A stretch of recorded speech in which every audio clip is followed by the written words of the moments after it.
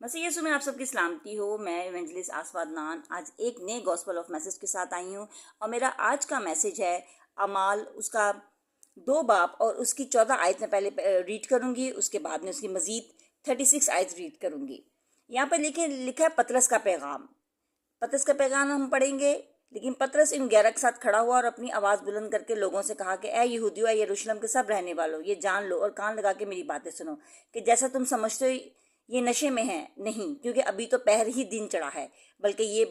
وہ بات ہے جو یوئیل نبی کی معرفت کہی گئی کہ خدا فرماتا ہے کہ آخری دنوں میں ایسا ہوگا کہ میں اپنی روح میں سے ہر بشر پر ڈالوں گا، اور تمہارے بیٹے اور تمہاری بیٹیاں نبوت کریں گی، اور تمہارے جوان رویا اور تمہارے بڈھے خواب دیکھیں گے، بلکہ میں اپنے بندوں اور اپنی بندیوں پر بھی ان دنوں میں اپنی روح میں سے ڈالوں گا اور وہ نبوت کریں گی، اور میں اوپر آسمان پر عجیب کام اور نیچے زمین پر نشانیاں یعنی خون اور آگ اور دھوئیں کا بادل دکھاؤں گا، سورج تاریک اور چاند خون ہو جائے گا، پیشتر اس کے کہ خداوند کا عظیم اور جلیل دن آئے، اور یوں ہوگا کہ جو کوئی خداوند کا نام لے گا نجات پائے گا۔ اب مزید ہم پڑھیں گے اس کی 36 آیت سے۔ پس اسرائیل کا سارا گھرانہ یقین جانے کہ خدا نے اسی یسوع کو جسے تم نے مصلوب کیا خداوند بھی کیا اور مسیح بھی۔ جب انہوں نے سنا تو ان کے دلوں پر چوٹ لگی، اور پطرس اور باقی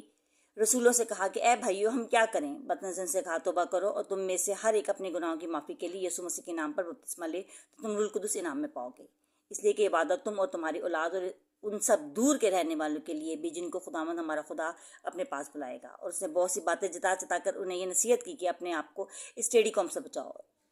پس جن لوگوں نے ان کا کلام قبول کیا انہوں نے بپتسمہ لیا، اور اسی روز 3000 آدمی قریب ان میں سے مل گئے، اور یہ رسولوں سے تعلیم پانے اور رفاقت رکھنے اور روٹی توڑنے اور دعا کرنے میں مشغول رہے۔ پاک کلام کا پڑھا سنا جانا سب کے لیے باعث برکت ہو۔ خداوند کا شکر ہو، آمین۔